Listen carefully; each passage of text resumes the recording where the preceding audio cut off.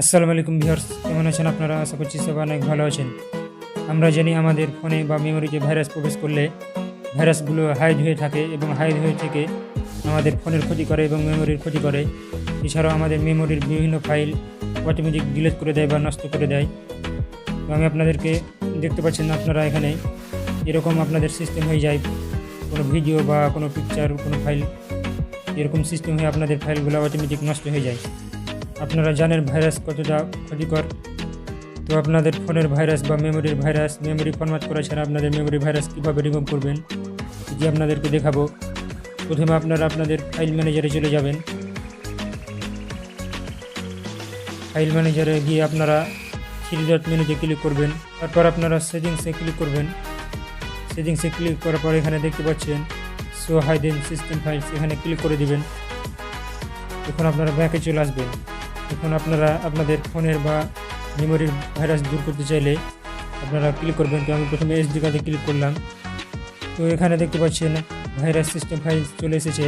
এই ফাইলসটি হাইড হয়েছিল, আপনারা এটি এখানে ক্লিক করে ডিলিট করে দিবেন। তারপর ডিলিটে ক্লিক করে দিবেন। এখন আপনারা ফোনের যদি ভাইরাস ডিলিট করতে চান ফোনে চলে যাবেন।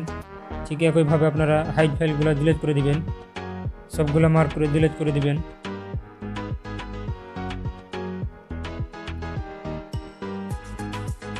সবগুলো ডিলিট করে দিবেন। আপনাদের ফাইল যদি ডিলিট না হয় ফোনটি বন্ধ করে চালু করবেন, তাহলে ডিলিট হবে। তো বন্ধুরা, এই সিস্টেমে আপনারা সমস্ত হাইড ফাইলস ভাইরাস ফাইলসগুলো ডিলিট করে দিবেন। তো আপনারা আপনাদের ফোন যদি ভারী হয়ে থাকে বা কোনো কাজ না করে, ফোন ব্যবহার করলে কিন্তু অনেক ক্যাশ ডাটা তৈরি হয়। ক্যাশ ডাটাগুলো আপনারা ডিলিট করবেন বিভিন্ন ক্লিনার অ্যাপস দিয়ে, অথবা আপনারা আপনাদের ফোনের সেটিংসে গিয়ে ক্লিক করবেন।